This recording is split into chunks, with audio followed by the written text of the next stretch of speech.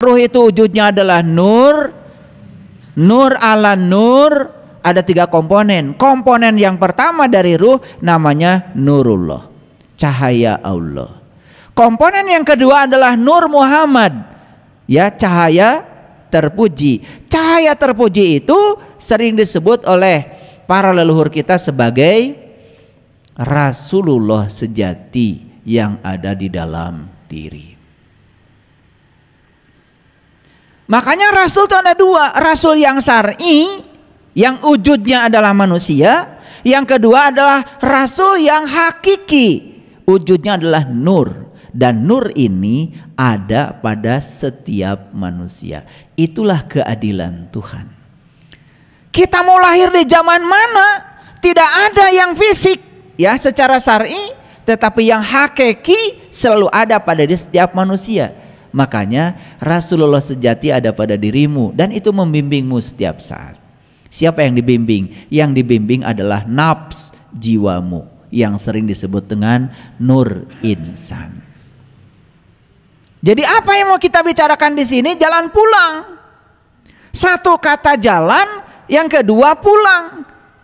Yang ketiga adalah percikan cahaya ilahi, yaitu ruh yang ditiupkan Allah ke dalam diri. Jadi ruh yang ditiupkan Allah ke dalam diri ini harus tahu jalan pulangnya.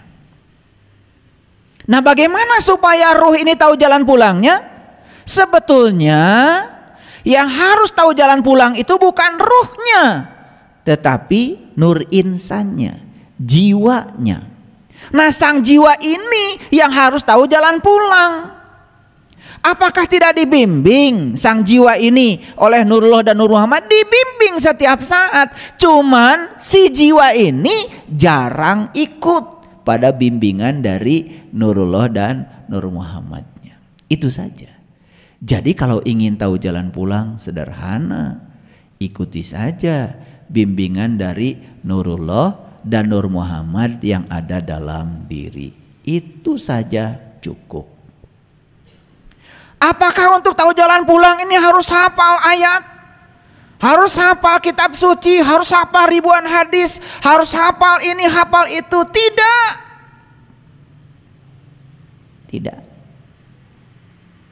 Makanya di Quran sangat luar biasa, ya, dikatakan seperti ini. Baik, kita lihat ayatnya. Ini Quran surat Al-Hijr ayat yang ke-29. Jadi bisa dibaca, ya, surat ke-15 ayat 29. Maka ketika aku telah menyempurnakan penciptaannya dan aku tiupkan ruhku. Ayo kita pahami. Yang ditiupkan ke dalam tubuh kita ini bukan ruhmu. Ruhku, mirruhi. Pertanyaan saya, ada nggak ruhmu? Ada? Gak ada, karena yang ditiupkan ke dalam tubuh kita itu bukan ruhmu. Kata Allah, ruhku, mirruhi. Jadi siapa sesungguhnya dirimu itu? Ya, dirimu itu adalah ruhku. Stop aja sampai situ dulu. Nanti kalau kepanjangan malah gak ngerti. Nah, tugasmu apa? Tunduklah kamu. Coba lihat ayatnya.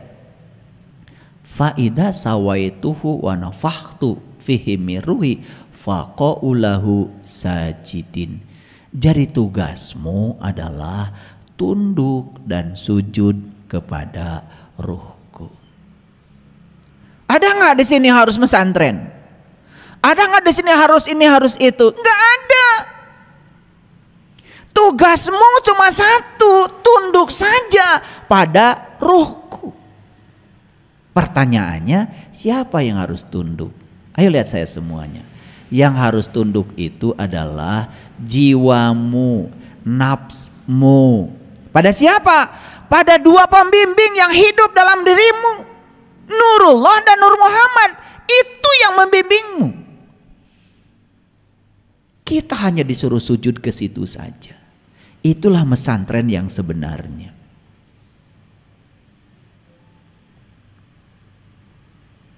Paham sekarang? Bahkan kita sudah banyak contoh, mohon maaf, saya bukan menyepelekan. Orang hafal ini, hafal itu, tetapi perilakunya begitu. Bahkan dia mengatakan yang paling suci, yang paling baik, tapi kenyataannya begitu. Mohon maaf. Ada terdengar berita, informasi. Di sini terjadi pencabulan, di sini terjadi ini, terjadi itu. Dan sedihnya itu di lingkungan di mana di situ katanya diajarkan tentang kesucian.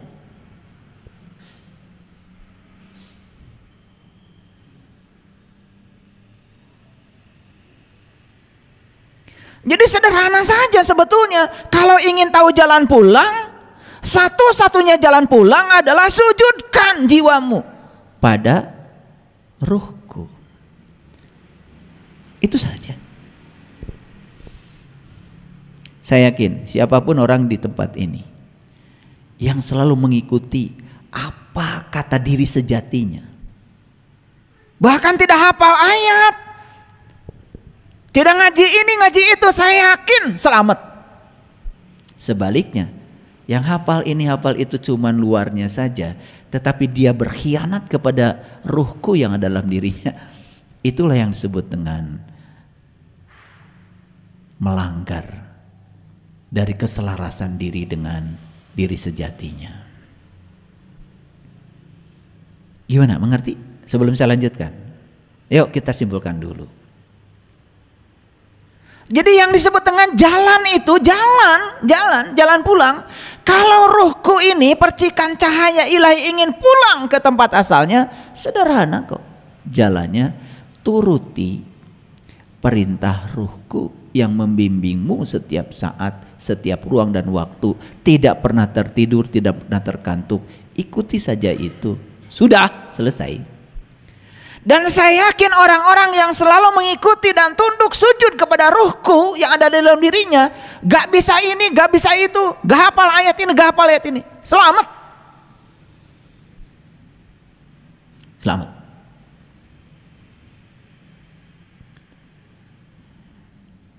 Nah, oleh karena itu mundur dulu ke belakang.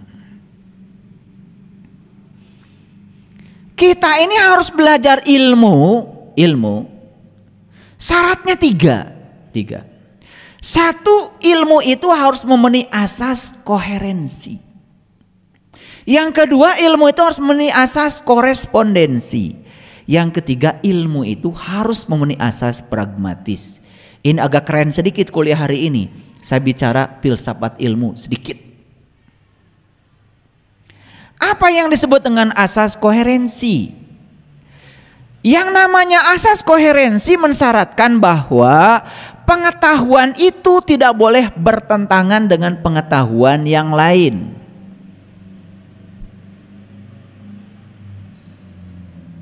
Yuk lihat saya. Ada nggak yang bertentangan? Pengetahuan yang bertentangan dalam diri kita sekarang. Kita cek sekarang. Dulu kita diajarkan katanya Allah itu adanya di tempat yang tinggi.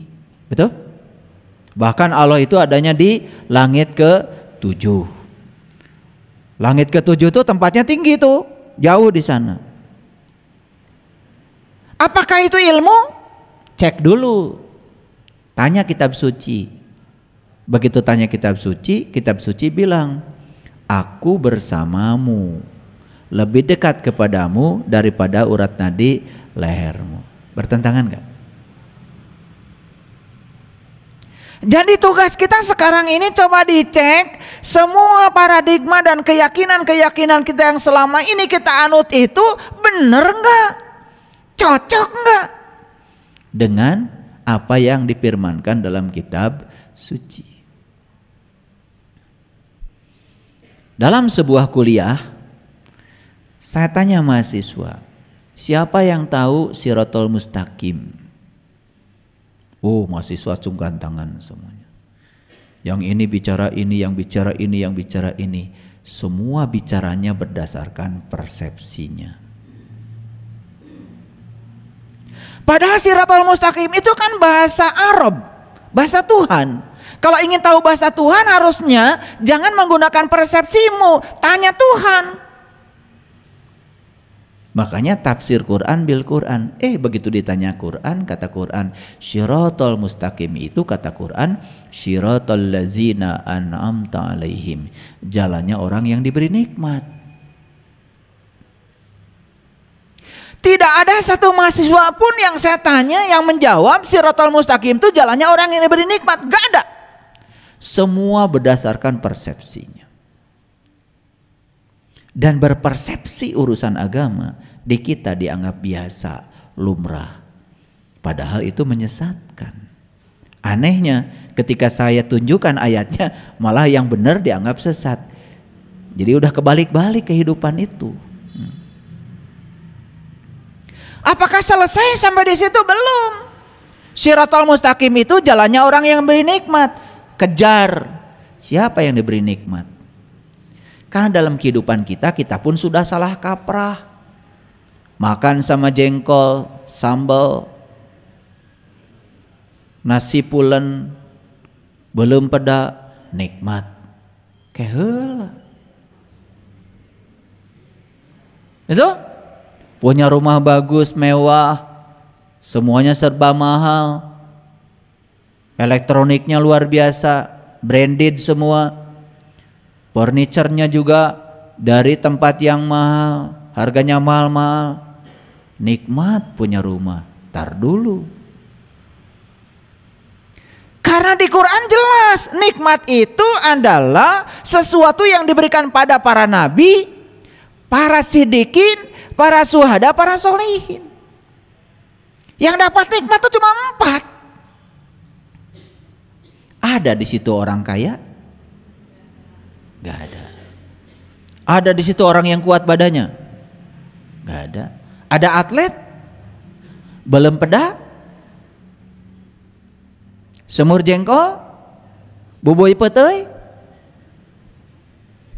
Jadi kata nikmat yang sering kalian pakai itu berbeda dengan kata nikmat yang ada di Quran. Cuman kita nggak pernah mikir menggunakan kata itu ya semau-maunya kita. Nggak ada waktu buat mikir. Padahal di Quran dikatakan, aku panjangkan umurmu hanya untuk berpikir. Cing mikir tuh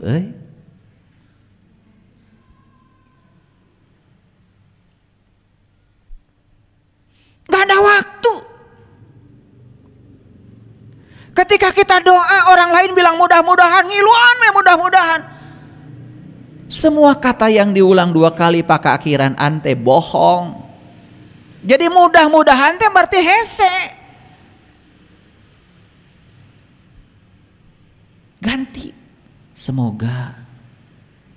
Mudah-mudahan anak saya lulus. Mau lulus. Da doa lagi nggak salah. Mudah-mudahan teh hese, sulit. Kan mobil-mobilan berarti bukan mobil nyaan. Malah bisa ditumpahkan. Hanya untuk mainan. Jadi mudah-mudahan tuh mainan. Harusnya semoga. Karena orang lain ngomong begitu, kita juga ngikut saja. Karena terbiasa kita ini ya menjadi fotokopi orang. Lihat saya semuanya. Jadi pengetahuan itu harus koheren. Sekarang coba tanya. Kalau saya tanya, Baitullah di mana? Jawabannya semua di Mekah. Jauh dong. Baitullah artinya apa? Rumah Allah. Apaan Allah teh nyangem di Quran. Kami teh deket jeung anjeun. Lebih deket tibatan urat beheung maneh. Aku dekat kepadamu melampaui dekatnya urat nadi lehermu. Itu Allah yang bilang. Harusnya kalau Allah dekat dengan kita, atuh bumi nage kedah caket.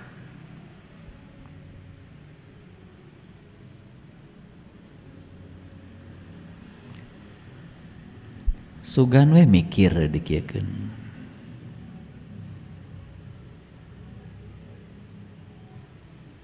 Ibu sholat. Ada sholat yang naon? Menyembah. Menyembah saha? Menyembah Allah. Apaan Allah teh? Caket. Langkung caket tibatan urat beheung urang. Apaan Allah teh ngahiji jeung urang. Jadi kalau kita menyembah, yang disembah dengan yang menyembah papisah.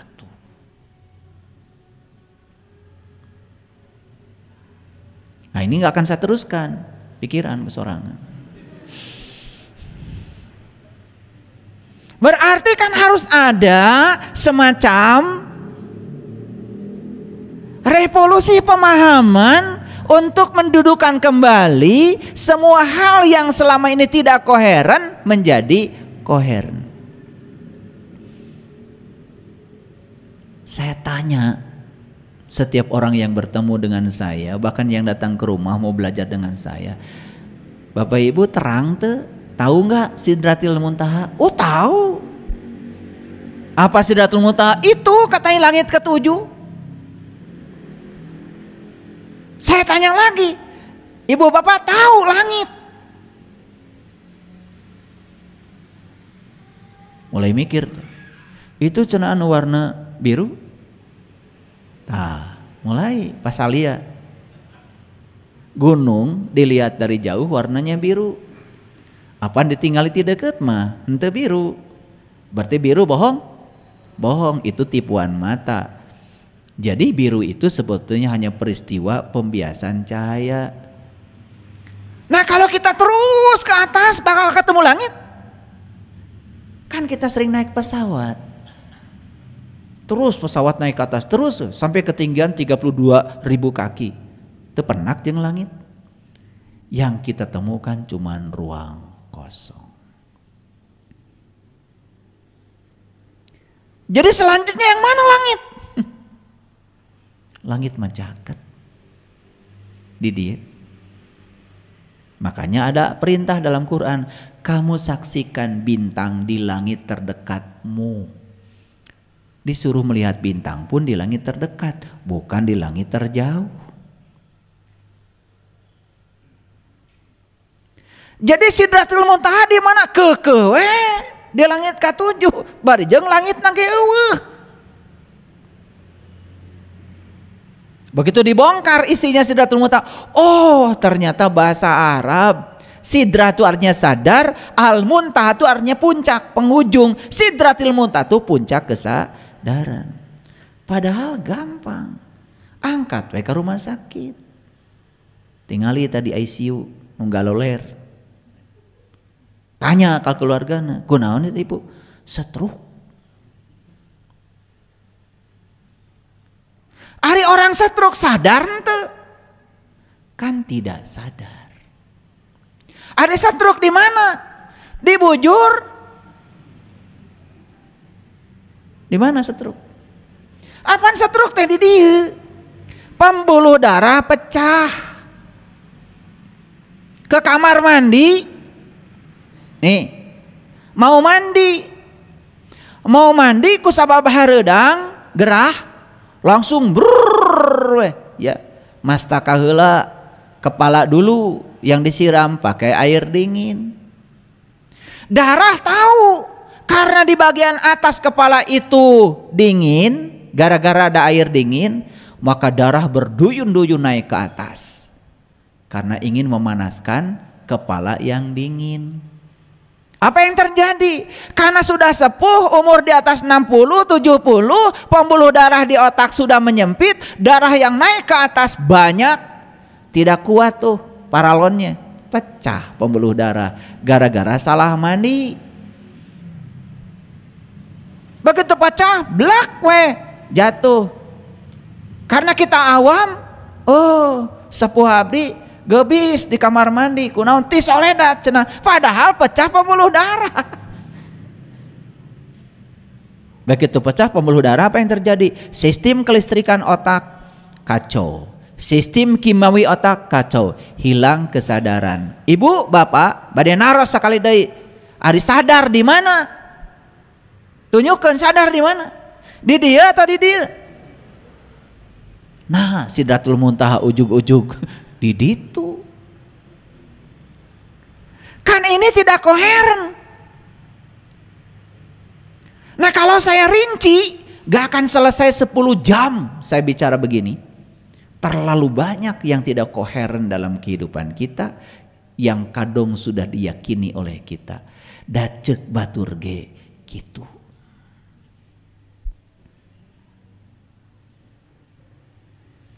Makanya koreksi, coba bikin daftar. Pulang dari sini ibu bapak beli buku, rada kandel setik bukuna. Bere judul ku sepidol nu gede. Judulna buku bodoh ibu siapa. Jadi tulis dulu buku bodoh ibu Yani. Awas ya, pulang dari sini beli. Nanti beli pulpen, tulis semua kata yang sudah dikenal dalam hidup. Misalkan iman, tulis. Nanti sambil diam tanya, ari iman teh naon? Urang geus nyaho acan. Islam tulis, ihsan tulis, ikhlas tulis, sabar tulis semua. Begitu lihat ada mobil Avanza, tulis Avanza. Begitu lihat di mobil ada VVTi, tulis. Pertanyakan semua kata-kata itu pada diri. Saya jamin ya, kita nggak bisa jawab semuanya.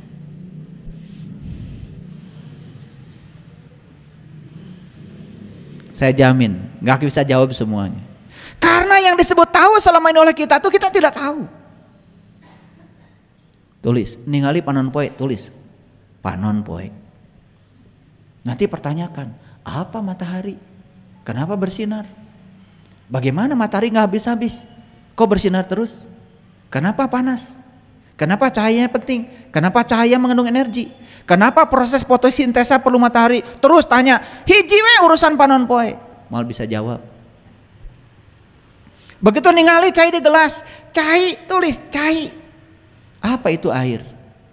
Kenapa molekulnya H2O? Bagaimana pusat muatan positif dan negatifnya?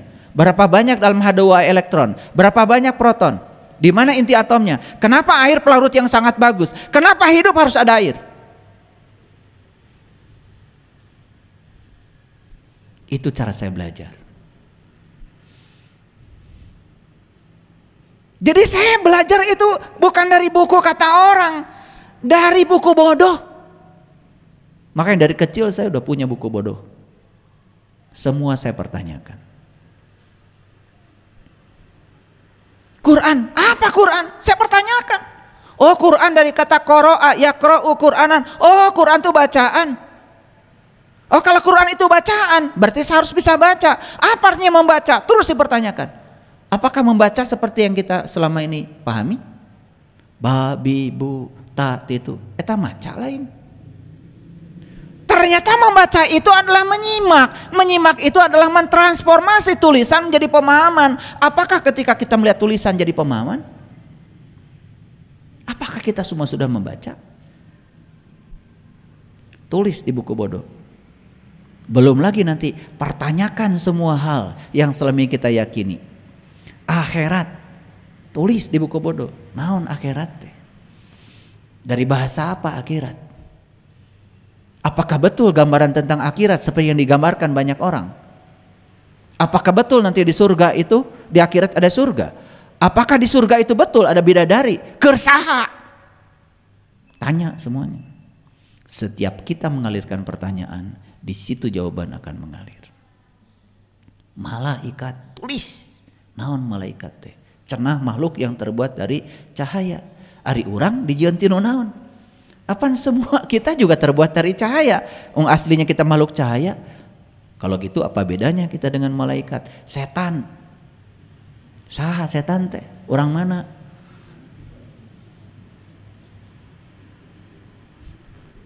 Pernah nggak gitu belajar? Makanya semua yang kita yakini ringkih, tidak koheren. Begitu dibuktikan semua tidak selaras. Baru satu. Dua, pengetahuan itu harus sesuai dengan faktanya dan harus bisa dibuktikan. Mohon maaf, kita punya keyakinan. Apakah keyakinan kita sesuai dengan faktanya? Apakah keyakinan bisa dibuktikan? Kalau tidak bisa dibuktikan, tidak termasuk kelompok pengetahuan.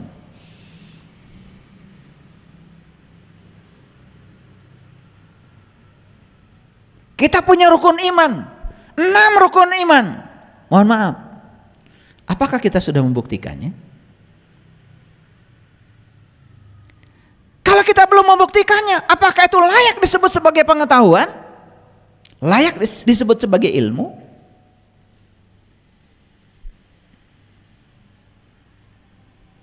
Makanya jangan asal ngomong. Apa yang kita bicarakan itu harus dipertanggungjawabkan. Yuk, saya kasih contoh. Setiap hari kalian baca Bismillahirrahmanirrahim. Iya kan? Mau masak Bismillahirrahmanirrahim, mau naik mobil Bismillahirrahmanirrahim. Saya yakin lah, ya, dari wajah-wajahnya kelihatan. Pasti itu mengucapkan itu. Pertanyaannya, pernah nggak kita bertanya, mengapa kalau kita mau melakukan apapun harus pakai Bismillahirrahmanirrahim? Sampai di titik pemahaman tertentu, saya mengalami goncangan yang luar biasa. Saya tidak berani lagi mengucapkan kalimat itu. Pernah saya tidak berani mengucapkan kalimat itu. Kenapa? Bismillahirrahmanirrahim, atas nama Allah yang Maha Pengasih, Maha Penyayang.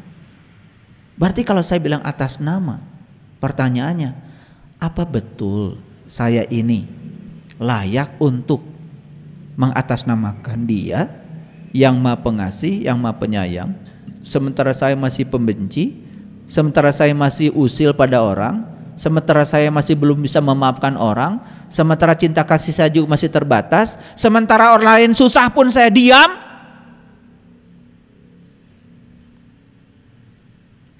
Dan kalau saya mengucapkan kalimat itu, apa betul saya ini diutus Allah untuk mewakilinya menjadi kepanjangan tangannya? Kalau saya mengucapkan kalimat itu, apa betul saya mengenali dia? Ada orang datang ke rumah kita atas nama Bupati. Pasti ditanya, Bapak teh sahana Bupati? Ayo Bapak teh kenal ke Pak Bupati? Tuh. Wakil Bupati, sanes. Sekda, komo. Jadi Bapak teh satu. Abdi mah sanes sasa. Nah, atuh tadi mengatasnamakan Pak Bupati. Kan syarat mengatasnamakan bupati itu satu, kedua kanjeng bupatinya. Dua, harus membawa visi dan misi bupati. Paling tidak bawa selembaran pidato bupati, dibacakan, ulah pidato sorangan, akan ngawakilan Pak Bupati. Sama kalau upacara ya, upacara hari pendidikan. Kan di Jakarta Menteri Pendidikan bikin cek tes pidato. Dibacakan tah ku kepala sekolah, rektor, guru, semua di depan siswa atas nama Menteri Pendidikan. Betul? Itu baru satu kalimat Bismillahirrahmanirrahim, dalami. Tulis di buku bodoh. Tulis buku bodoh. Apakah saya sudah tahu Bismillahirrahmanirrahim? Oh, geningan orang teh can kemana-mana kakarang ngucap unggul. Pantes we. Geus maca Bismillahirrahmanirrahim, gelas pepus, ngamuk di dapur. Geus baca Bismillahirrahmanirrahim, ya itu. Sayur geus capek-capek masak, bahe, ngamuk di dapur. Bismillahirrahmanirrahim, model naon. Nah yang ketiga, pengetahuan itu harus bermanfaat untuk kehidupan. Apa?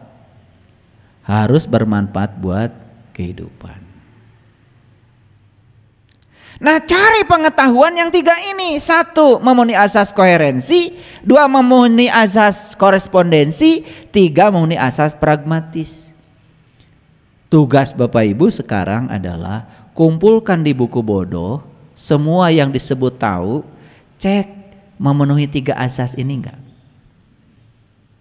Nanti kaget. Karena tiga-tiganya tidak dipenuhi. Nah sekarang mau cerita kebenaran macam apa kalau tidak ada pengetahuan? Karena dasar kebenaran kan ada 5. 1 pengetahuan, 2 cinta, 3 keadilan, yang keempat adalah pengabdian, yang kelima kesabaran. 1 dari 5 harus dimiliki. Yang pertama apa? Pengetahuan. Karena dasar kebenaran itu 5, salah satunya adalah pengetahuan. Sementara pengetahuannya tidak memenuhi asas pengetahuan, koherensi tidak, korespondensi tidak, pragmatis juga tidak. Punten Ibu Bapak.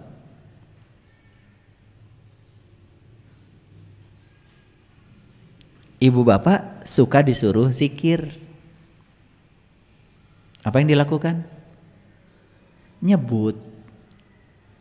Padahal zikir itu artinya apa? Mengingat. Mengingat di mana? Kan di dalam, di batin mengingat. Menyebut di mana? Di mulut. Disuruh zikir, malah nyebut. Nyambung nggak? Tidak memenuhi asas koherensi. Ternyambung. Perintahnya juga ingat. Ingat itu bukan menyebut. Alat untuk mengingat itu batin. Ingat itu ada syaratnya. Syarat saat ingat harus tahu yang diingat. Malah nyebut. Emut sekarang kasepuh. Emut kasepuh. Tuh kan itu ingat. Ingat mah jempling we taya suarana. Sugan, mangga Ibu. Emut sepuh. Langsung nyerebut nami ibu bapak. Kan eta mah nyebut, perintahnya ingat. Di Quran itu tidak ada perintah untuk menyebut-nyebut Tuhan. Di Quran cuma ada fazkurullah zikran katsir. Ingatlah Allah dengan ingatan yang sebanyak-banyaknya. Cek semua. Tulis lagi di buku bodoh. Zikir, wirid, kumaha prak-prakanana. Sok. Nanti terkejut. Dari semua yang ditulis ini ternyata semuanya tidak sesuai dengan yang sebenarnya. Baik, kembali lagi ke topik kita. Apa topik kita? Ulangi lagi tadi. Jalan pulang percikan cahaya ilahi. Jadi ada 2. Ada 3 kata kunci, ada keywordnya 3. 1 jalan pulang, 1 jalan, 2 pulang, yang ketiga percikan cahaya ilahi. Percikan cahaya ilahi ya sudah 1 aja, ruh. Di dalam ruh ada jiwa kan? Nah sudah saya jelaskan tadi. Makanya di Quran surat Al-Maidah ayat yang ke-73 Allah berfirman. Ya, firman Allahnya seperti ini. Saya tunjukkan dulu supaya semuanya ngerti, supaya tidak sekedar asal. Laqad kafaral ladzina qalu innallaha salisu salasa. Sungguh tertutuplah orang-orang yang mengatakan bahwa Allah salah satu dari yang 3. Ini ayatnya. Jadi kalau berbicara masalah ketuhanan itu berarti ada hamba, ada Allah, ada Rasulnya. Gitu kan? Makanya hamba ini harus taat pada Allah, hamba harus taat pada Rasulnya. Kalau dia taat pada Allah dan Rasulnya, itulah ketuhanan. Itu yang disebut dengan experience of being. Nah, kita lanjutkan sekarang. Kita lanjutkan pada yang tadi. Kita buka dulu yang ini. Oke. Ada jalan, ada pulang. Ayo perhatikan saya. Jalan, tahu jalan? Jalan. Banyak gak jalan? Banyak. Kenapa jalan dibuat? Nih. Ini masjid ini bisa kalian capai dari rumah masing-masing karena ada apa? Ada jalan. Kenapa jalan dibuat? Karena ada tujuan yang hendak dicapai, bukan? Makanya pemerintah sekarang bikin jalan tol. Wah, dibuka di mana-mana. Dari Bandung ke Surabaya sekarang udah nembus semuanya tuh. Jalan. Kenapa? Karena ada yang mau dijangkau. Ada yang dituju, kan betul? Gitu. Itulah pentingnya bikin jalan. Yuk. Dari Bandung ke Jakarta ada jalan? Ada. Berapa jalan? Bisa lewat tol. Bisa lewat mana lagi? Bisa lewat Purwakarta. Bisa lewat mana lagi? Bisa lewat Puncak. Betul nggak? Bisa apa lagi? Bisa pakai kereta api. Bisa. Bisa pakai apa lagi? Bisa pakai pesawat. Bisa pakai sepeda motor? Bisa. Cuman jalannya sama kan? Tapi yang pesawat ke udara, yang kereta api beda dengan jalan yang tadi. Pertanyaan saya, siapa yang akan sampai di Jakarta? Yang akan sampai di Jakarta adalah yang sudah memilih jalan dan tekun di jalannya. Ulangi, yang akan sampai di Jakarta yang sudah memilih jalan dan tekun di jalannya. Mau naik kereta api? Ya sudah, tekun aja di kereta api sampai di Jakarta. Naik sepeda motor, tekun aja di jalan, nyampe di Jakarta. Pilih jalannya, mau ke Puncak, mau ke Purwakarta, mau lewat tol, kecuali sepeda motor, nggak boleh. Jadi yang sampai di Jakarta siapa? Yang tekun di jalannya setelah menentukan jalan. Maaf ya? Oke. Nah, percikan cahaya ini mau pulang. Mau pulang. Nah, percikan cahaya ini sebelum pulang, yang pertama harus tahu alamat pulangnya. Setuju nggak dengan saya? Kan percikan cahaya ini sekarang sedang apa di sini? Sedang apa? Sedang apa? Sedang membara, sedang dikaryakan. Jadi sebetulnya percikan cahaya ini sekarang di semesta ini sedang dikaryakan. Ayo ingat-ingat asal muasalnya gimana? Ibu bapak kita berpelukan. Gara-gara berpelukan, jadilah kalian di perut ibumu. Setelah sempurna penciptaan tubuh, ditiupkanlah ruhku, kan begitu? Pertanyaan, buat apa itu ruhku ditiupkan?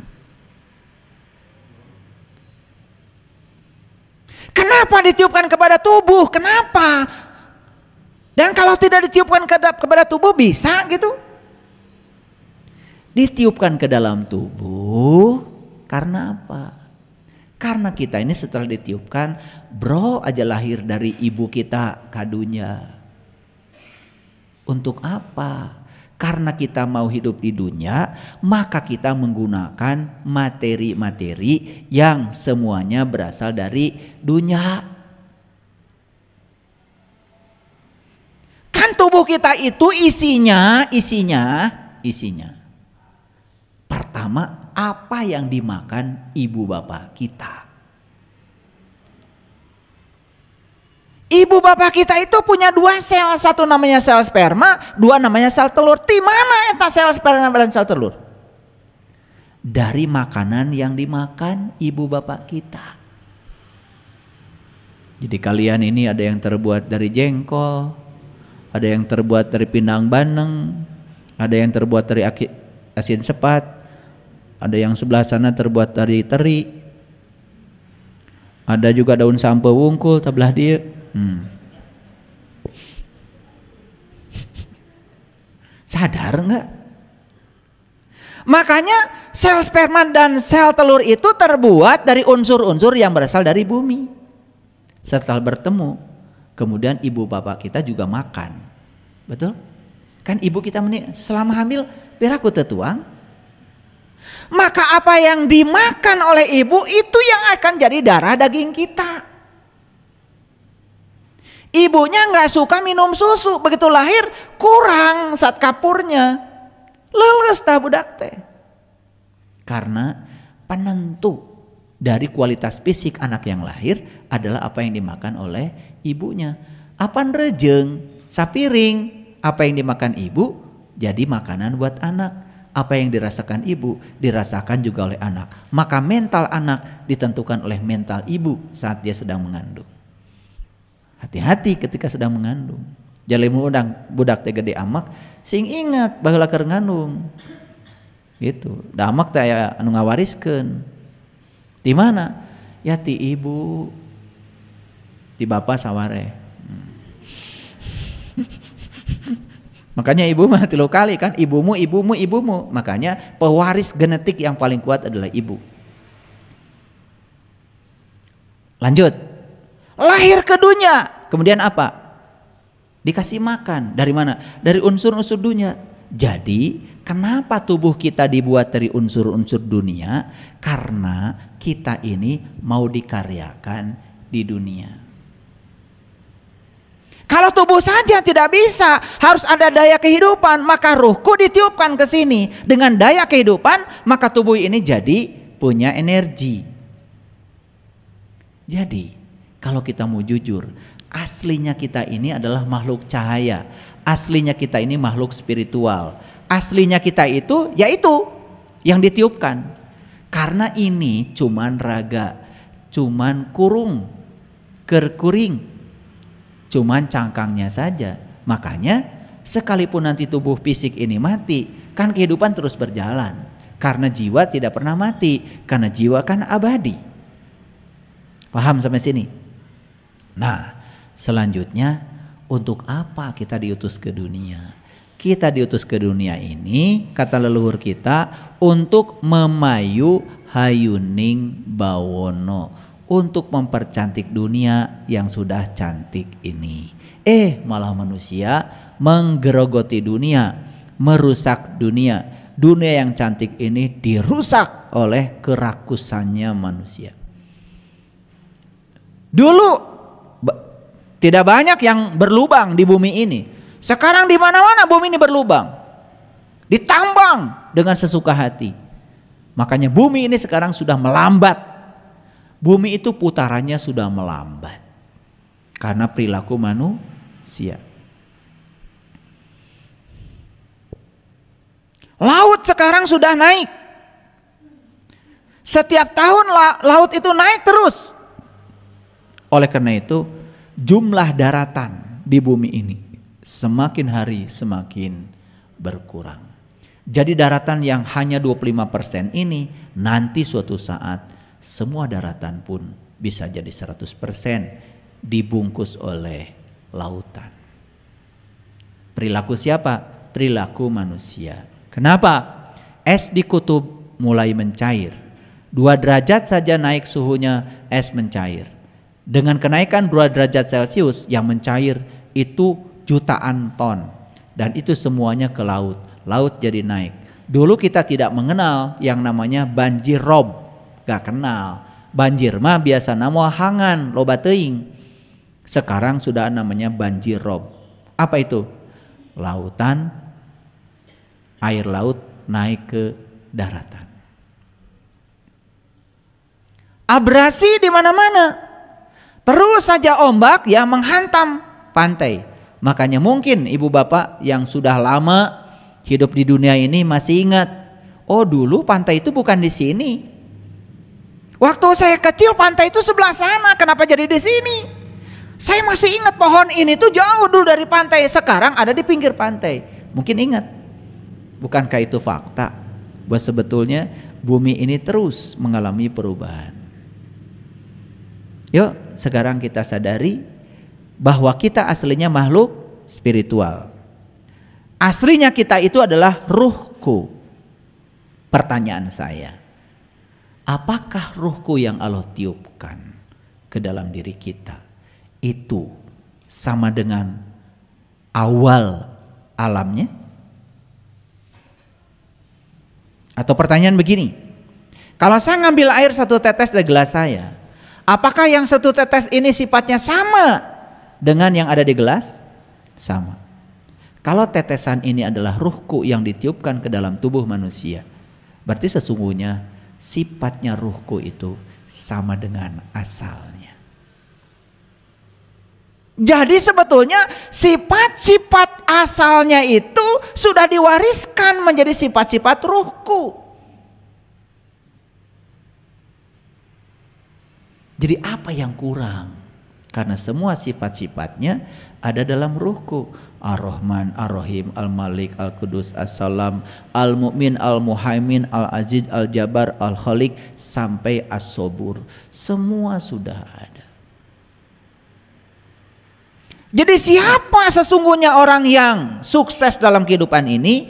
Adalah orang yang sadar kalau dia datang ke sini diutus Allah untuk mempercantik dunia yang sudah cantik ini.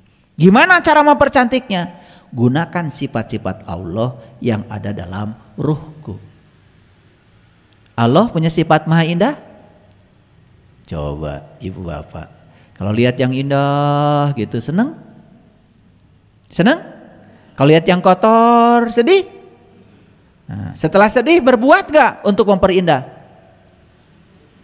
Nah kalau cuma sedih saja tidak berbuat apa-apa, berarti belum memayu hayuning bawono. Harusnya kita ikut berkontribusi. Makanya tadi ciri orang yang sudah pulang salah satunya itu dia sayang pada pohon, sayang pada makhluk, sayang pada alam gitu. Lihat sungai yang kotor itu, aduh sedih. Ini bukan lihat sungai kotor, bahkan dia melempar kotoran ke sungai terang-terangan. Ari ngaku jelema iman.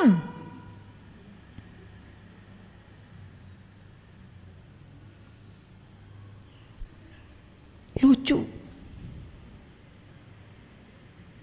Saya pernah pergi, mohon maaf ya, ke tempat-tempat pendidikan agama.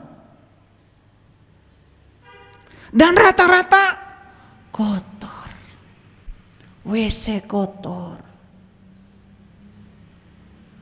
Tempat ibadah kotor, karpet kotor. Gak ada yang peduli. Padahal sejatinya ruhku itu kan suci. Makanya kita harus pulang. Nah, jalan untuk pulang ruhku sudah saya sampaikan tadi. Yang pertama jalannya adalah tunduk patuh jiwa ini kepada Allah dan Rasulnya yang ada dalam diri. Maka itu yang akan mempermudah sang jiwa kembali ke tempat asalnya. Maka leluhur kita kemudian mewariskan berbagai macam agama. Nah, makanya agama itu adalah jalan. Silahkan kalian lewat jalan mana, tentukan olehmu sendiri. Setelah menentukan jalanmu, tekun di jalanmu. Jangan mikirin jalan orang lain. Jangan ngurusi jalan orang lain. Jangan usil pada jalan orang lain. Tekun saja di jalanmu. Kau akan sampai ke Jakarta. Supaya tidak keliru ketika sudah menentukan jalan, maka kalian harus mengerti di sepanjang jalan itu ada rambu-rambu jalan. Itulah yang disebut dengan kitab suci. Maka setiap agama ada kitab sucinya. Supaya tidak salah baca rambu-rambu jalan, maka di setiap agama ada para penuntun jalan. Supaya tidak salah menafsirkan rambu-rambu jalan. Cari penuntun jalan yang berpengalaman. Balik ke mana bu? Ke Jakarta. Sok ku abdi dijajabkeun. Mangga. Punten pak, ari bapak kantos ke Jakarta teu acan bu. Itu calo. Nah banyak sekali belum pernah ke Jakarta tapi ngajak kita ke Jakarta. Belum tahu akhirat sudah ngajak kita ke akhirat. Lucu ya. Nekat itu namanya. Berani banget. Ibu ke Pangandaran. Suka ada yang nawarin kan? Tuh. nelayan tuh.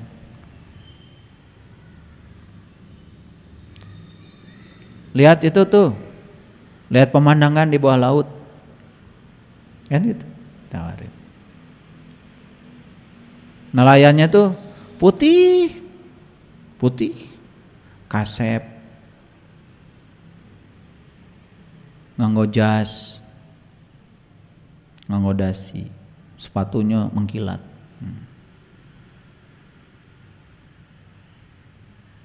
Kan pasti ragu-ragu ya. Terus seberapa kali Bapak ke tengah laut namean orang sasarangan we maot di ditu. Tapi begitu ngajaknya kereng, hitam, kebakar matahari, udah yakin lah itu nelayan pasti udah berpengalaman, tidak usah ragu dan tidak tanya, langsung celek naik karena sudah ada trust, ada kepercayaan. Nah atuh orang tehnya ari rek nyebrang lautan hayang dipimpin kuno berpengalaman, ari rek ka akhirat teu milari anu berpengalaman kumaha asa teu nyambung ya. Jadi ada jalan, siapkan kendaraannya. Kendaraan bagi jiwa satu-satunya adalah tubuh, makanya tubuh harus diurus. Urus tubuh supaya sehat, supaya sampai ke Jakarta. Makanya ke tol mogok. Kasih makanan yang enak, jangan yang subsidi. Rame sekarang di mana-mana. Karena yang subsidi dibatasi, rame. Padahal mikirnya sederhana, berpikir kebeli aja, walaupun mahal pasti kebeli. Jangan berpikir mahal, nggak usah demo. Pemerintah sayang sama masyarakat, cuman karena sudah tidak ada pilihan lagi, kumaha tuh. Sudah percaya aja pada pemimpin. Dan demo juga tidak akan menyelesaikan masalah. Betul? Daripada kita berpikir mahal, lebih bagus berpikir kebeli. Pantaskan diri kita, saya mah beli bensinnya tidak yang subsidi. Pantaskan, pasti ada duitnya buat beli. Itu aja kok rahasianya, nggak usah pusing-pusing. Nah lanjut, kendaraannya sudah bagus, petunjuk jalan sudah bisa dibaca, penuntun jalan sudah ada, betul? Sudah lengkap. Apalagi yang kurang?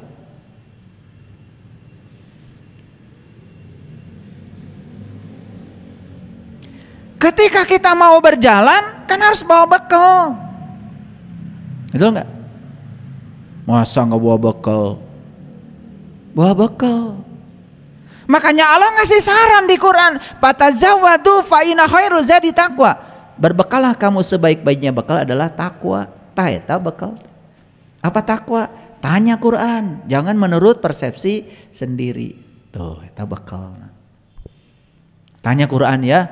Takwa itu bukan mengikuti perintah Allah, kemudian tidak melanggar larangannya. Bukan, di Quran bukan begitu.